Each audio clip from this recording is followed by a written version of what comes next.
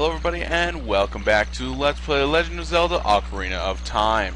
In the last episode, we got Talon to move, and after when he got that skull tool, it became night, so that's why it's night. Now, in this episode, I am not going to... I gotta relearn the controls, it's been a few days. In this episode, I am not going to be doing the Link characterization, because I don't think there's a lot to draw off of.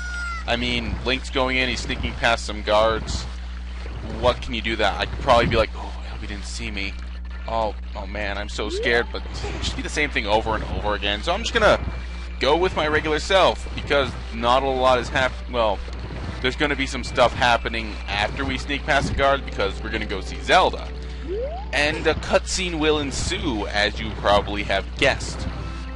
So yeah, I don't believe we're going to be getting any heart pieces or skull tools in this episode, so the sidebars will remain as they are. But don't worry, after we have this cutscene, I plan on having a super collecting montage. We'll probably get like 10 skull tools, a couple heart pieces for the first time, and yeah.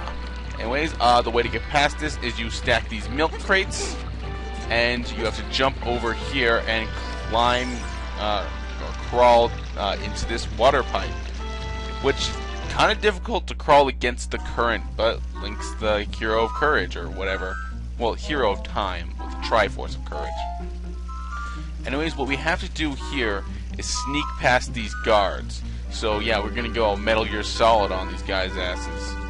I've never even played Metal Gear Solid. I just know there's a lot of sneaking involved in that game. That's about it. So yeah, we gotta get past. Ooh, I like those fountains. Those fountains have some nice graphics. So, kind of need something to talk about. Or, well, not really. The easiest way to get up here is to go across this. Yeah. Well, I've been replaying the Spyro games from my childhood. I think I'm gonna go through and do all of the games, even the ones I didn't like, because honestly, I only really gave Enter the Dragonfly, stupid name by the way, just ripping off the third one and making it worse. Because Spyro 3, Year of the Dragon, that was a great Spyro name. Spyro 4, Enter the Dragonfly, that is a terrible Spyro name. But because you're collecting dragonflies, so dahoy. Anyways, I've only really played that one, and it was kind of meh. It wasn't great, but I guess it wasn't terrible. I think I played another one where you didn't collect gems, but you actually used them to buy things, and they would respawn after you beat a level, which that pissed me off, because that's one of the best things about Spyro, going around and collecting all the gems. But they remove that aspect, they remove pretty much all the fun in the game. But so I'm gonna either torture myself or give myself a pleasant surprise by going through and getting them. If I ever do get myself a capture card, I will record a whole bunch of Spyro games. I'll do that. Because I can't get a PS1 emulator because I have download anxiety, and you have to get this this illegal file, and I don't want to do that. Alright, now before we go and talk to Zelda, there's a few little Easter eggs I want to show off. First of all, if you come over here and shoot this window, then a guard will come out. Hey you, don't cause any trouble! And then he'll throw a friggin' bomb at you. Yeah, that's right. He'll bomb the crap out of you. Also, another cool thing, put away my slingshot. In this window over here, look forward. There's a bunch of pictures of Mario characters. Let's see, there's Princess Peach, Yoshi, Mario with his wing cap. There's Bowser behind that thing, Luigi. Just so many characters. I mean, hell, technically Luigi appears more in this game than in Mario 64. Think about that. Yeah. Luigi appears more in this game because that one tiny little picture than Mario 64, where he does not appear at all. So yeah. Also, if I'm too lazy to capture card or too cheap, I might just do Mario 64, the other completely overdone Let's Play, because you know it's a decent game. It's one of the best titles on the N64, I'd say. All right, so here's Princess Zelda. Ah,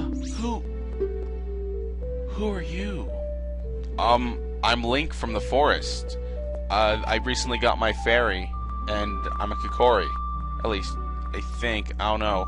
I've been a little confused on that since what Saria said. How did you get past the guards? I snuck past them. You should probably get better security. Oh, what's that? Is that a fairy? Yes, her name is Navi. Then are you from the forest? Yes, I'm from the Kokiri forest. Then you wouldn't happen to have the spiritual stone of the forest, would you? The green and shining stone? Yes, I got it from the great Cheku tree before he passed away. Do you have it? Yes, I do. Just as I thought. I had a dream. In the dream, dark storm clouds were billowing over the land of Hyrule. But suddenly, a ray of light shot out of the forest, parted the clouds, and lit up the ground. The light turned into a figure holding a green and shining stone, followed by a fairy. I know this is a prophecy that someone would come from the forest. Yes, I thought you might be the one.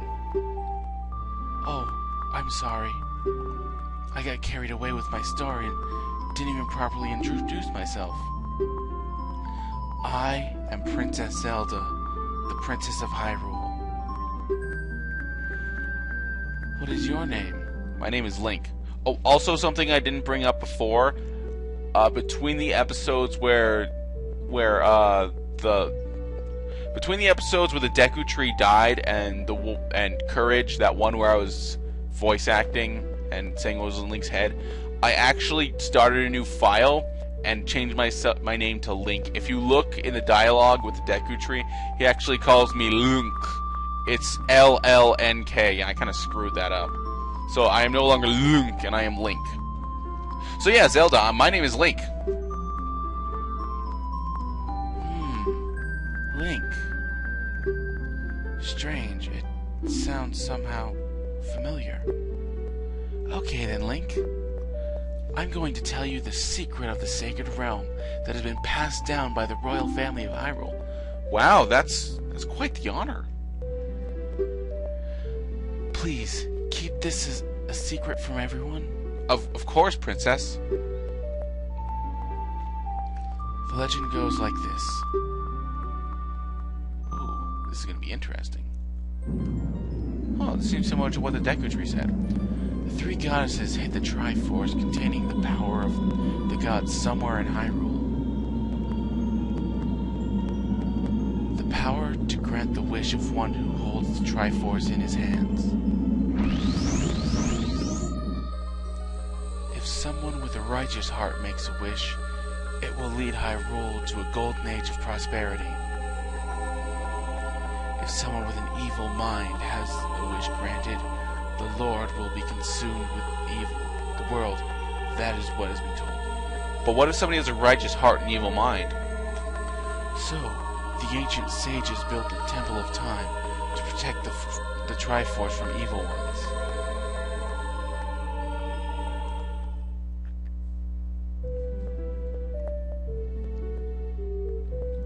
That's right. The Temple of Time is the entrance through which you can enter the Sacred Realm from your world. But the entrance is sealed with a stone wall called the Door of Time. And in order to open the door, it is said that you need to collect 3 spiritual stones. And another thing you need is the treasure that the royal family keeps along with this legend. The Ocarina of Time. The Ocarina of Time. I have my fairy ocarina that I got from my friend Saria, but this Ocarina of Time, it must be much more powerful. Did you understand well the story I just told you? Yes, Princess. That's great. I forgot to tell you. I was spying through this window just now. The other element from my dream, the dark clouds, I believe they symbolize that man in there. Will you look through the window at him? Yes, Princess.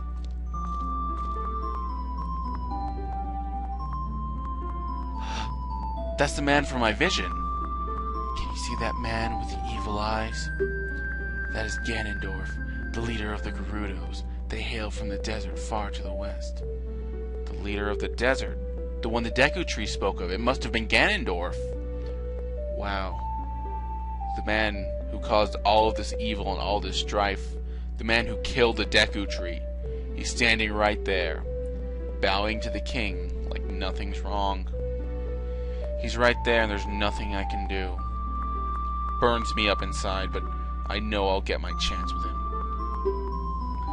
Though he swears allegiance to my father, I am sure he is not sincere. Me either. He's so evil. There are no words to describe my feelings towards this person. If he is even a person, but a monster. The dark clouds that covered Hyrule in my dream, they must symbolize that man.